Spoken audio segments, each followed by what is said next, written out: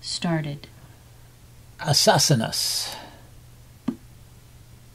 Starts off with d4. Well, I've been trying to get a Grunfeld. Yeah, maybe I can play one this time. Okay, the Grunfeld. Just a new opening I've been wanting to experiment with. It has seemingly a tactical nature that looks kind of interesting. Normal is taking, and then after the knight takes, playing e4. That's the kind of the main line. This is probably okay too. Just keep playing my setup here. Takes, I take back with the knight.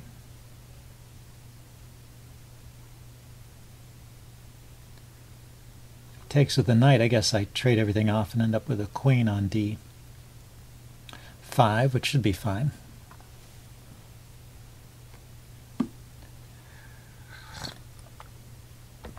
Okay, he's got a very solid setup, and I can't develop my knight here without undefending the pawn.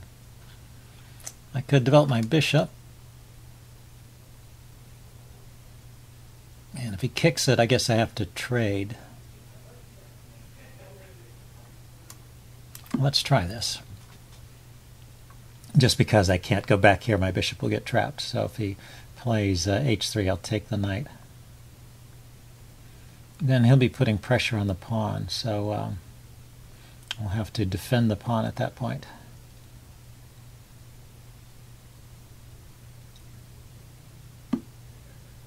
Okay, he's leaving this pin in place.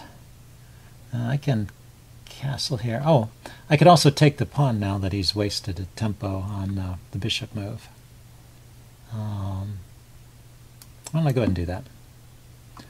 A common little trick in this position, because it's kind of annoying to have to worry about that pawn all the time.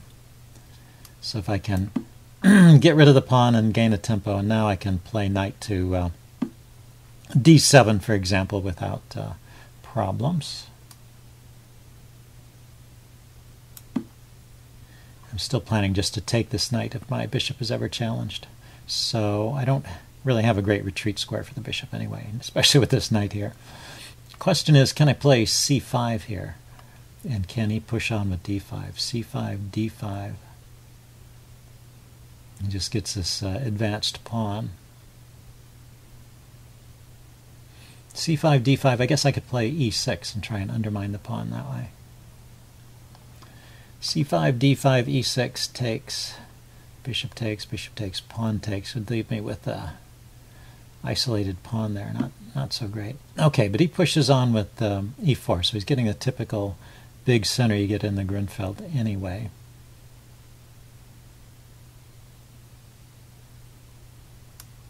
I kind of want to undermine that pawn. So if he pushes, I want to put my knight on d5 and just increase the pressure on his pinned knight here. And the other purpose of c5 is to open up this diagonal for the dark squared bishop, which can spring to life suddenly in this game. That's what a lot of the tactics are about. Making this a good bishop and looking for stuff along this diagonal, particularly the rook in the corner. Sometimes, you know, this diagonal clears out in a hurry and you've got a clear line all the way to the rook in the corner. Okay, so he goes that way. That's kind of annoying.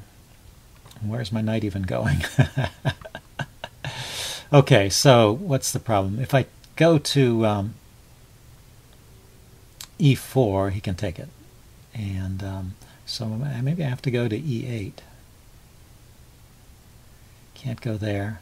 If I take, then he takes my knight, I take his knight, he takes my bishop. And that's not good. Okay, so I think knight e8 is forced. So maybe I made a mistake here somewhere. We'll see. Well, I'm still threatening to take on d5, I guess. d4. And if he pushes on with d5, then I really can take the pawn on e5. So e5 is going to be weak in one way or another. And I can take this knight at any time. So maybe his pawn push, that's the Grunfeld is all about encouraging your opponent to push his pawns forward in the center, build that big center and then counterattack it with moves like c5. Okay, so he's just bringing the queen out, so the knight's unpinned. Let's grab this pawn while I can.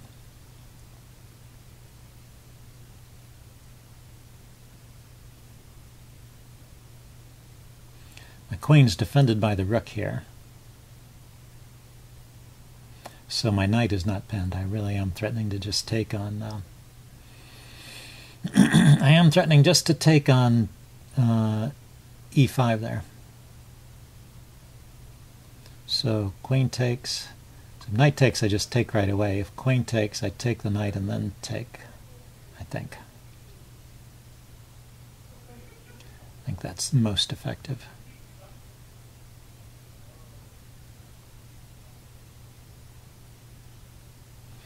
Yeah, so somehow white has already gotten in a little bit of trouble, I guess. Check it out. So he played queen takes. So bishop takes knight I thought was good. It doubles his pawns, opens up a hole in his king, and it leaves this pawn loose.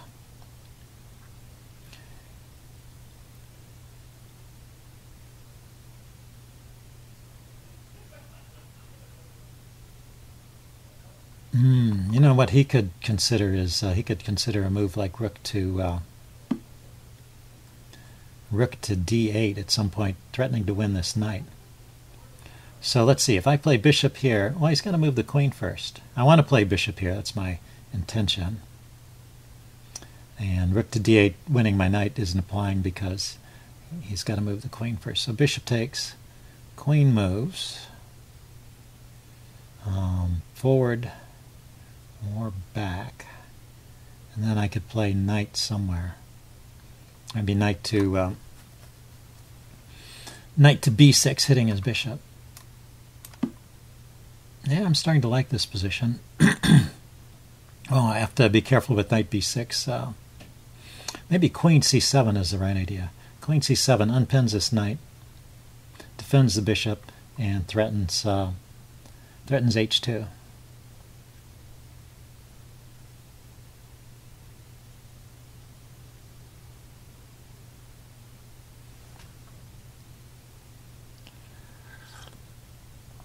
Yeah, so that big center of whites fell apart in a hurry here.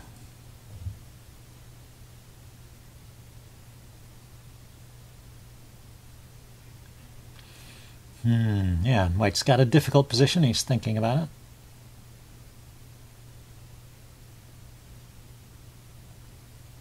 it. Okay, queen to e4. Keeping pressure on the bishop. Getting off of this file so he can put a rook there and pin the knight maybe. So I still like queen c7. It's not, oh, he's got, I should think before I move. He's got moves like knight to here, hitting my queen, and knight to here. So maybe I should just take his knight. Let's see, if I play queen takes pawn, bishop takes, is just losing the bishop. If I retreat the bishop, yeah, retreating the bishop is probably okay as well. And what do I do on a knight jump, though? The question is knight to b5 or knight to d5, hitting the queen. And where does the queen want to go? Well, the queen could go to c5.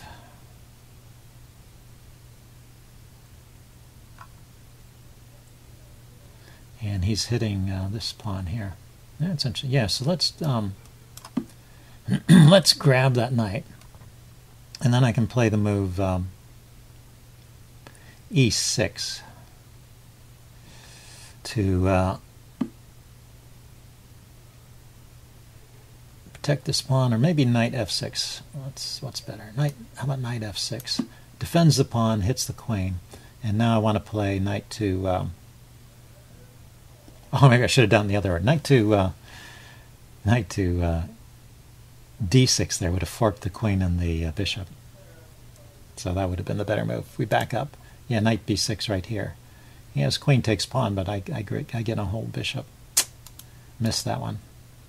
Okay, back to the game. I play here. His queen went there. Now I can play knight d6 and hit the bishop. I mean, I'm still in reasonable shape here, but I could have won a piece. And so he's got a wreck of a pawn structure, and he's down a pawn, but he has, in compensation, he has the bishop pair, and I just have the two knights. So I need to get active with those knights. Knight to f5 looks like a good square, defending e7 and preparing to do stuff on the king side, perhaps. He can drop his bishop back to d3.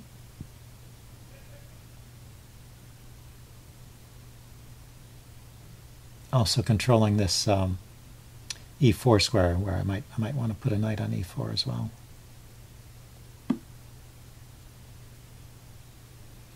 So we went there. So what's better? Queen takes c3. It's tempting. Hits the rook. The bishop doesn't move with check, so it's really a threat to the rook. So the queen still has no time to take on e7. Queen here, bishop here, hitting my queen. Queen c3, bishop b2. Where does the queen go? And drops back. And then he can take the pawn. So maybe that's not so great.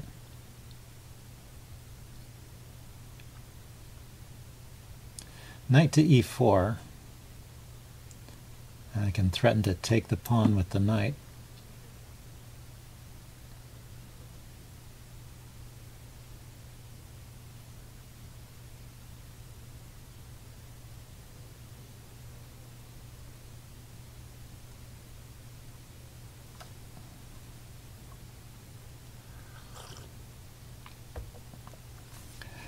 Okay, is there any tactics near his king? He defends, so if I take with the knight, he can pin with the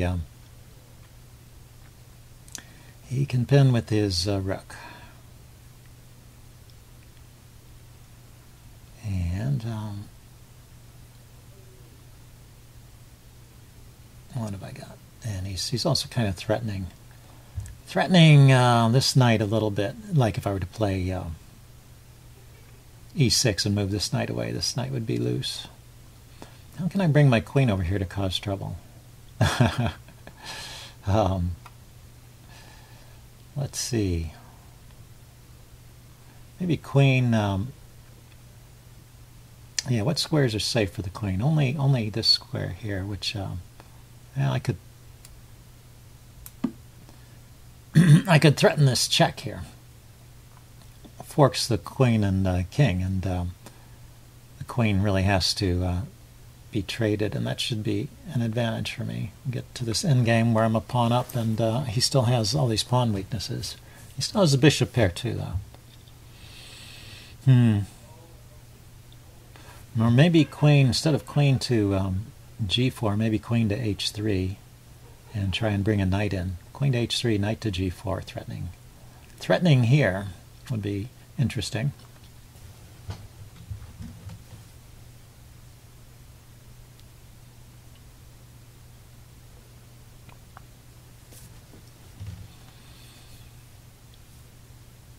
Yeah, his pawn structure is just a collection of weaknesses. He has four isolated pawn islands here. Let's see. So queen h3. He could play rook here. Rook to queen h3. Rook d3.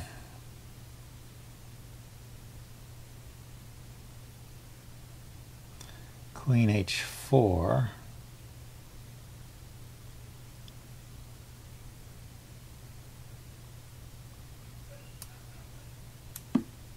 And knight g4 is still possible. With his broken up pawns like that, he doesn't have so many squares where he can actually support support the rook. So the rook can't come over to h3, for example, because there's no pawn on g2 to support it. He can place the rook on g3, and I can take it with the knight, but that is a support point. G3 is a support point for his rook, potentially. Yeah, that's what I was expecting. So queen here. I'm hitting this pawn, I'm threatening knight g4, and he can play h3. h3 is definitely playable there. That prevents my knight from coming into g4. Played f3. Also keeps my knight from coming into g4, so f3.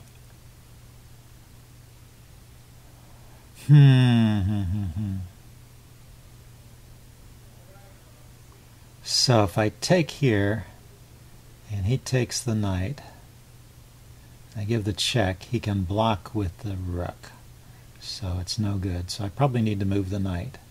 And knight can go here, hitting his bishop and his rook, or it can drop back. I kind of like this. It can route around to it can route around to e6 and then hit f4 again.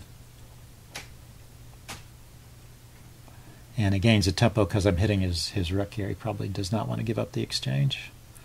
From e6, the bishop could trade it off. Maybe I should just take his bishop at this point. Get rid of the light squared bishop and just have to worry about one bishop instead of the bishop pair. It does repair his pawn structure a bit.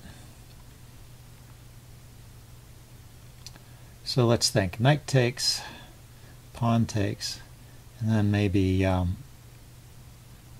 e6 because I need to do something about my loose pawn on e7. Or maybe a knight move. Knight takes, pawn takes, and knight h5, hitting f4.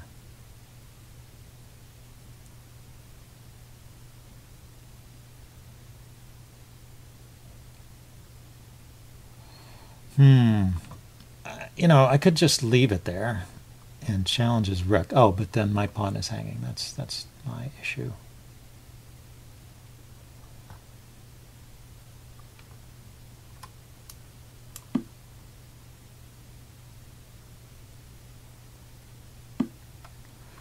So I'm trying this knight h4 idea. It opened up a defense of this pawn by the queen, and it gets the knight off of this diagonal. There was the threat, I suppose, after if I play e6, that my knight is loose, somewhat loose there. Okay, so that hits the queen. I have a check. Check. And pick up the pawn. My opponent is very low on time. Maybe I'm just going to win this on time somehow. Can he play his rook there? I don't think so. Okay, so he's got this diagonal.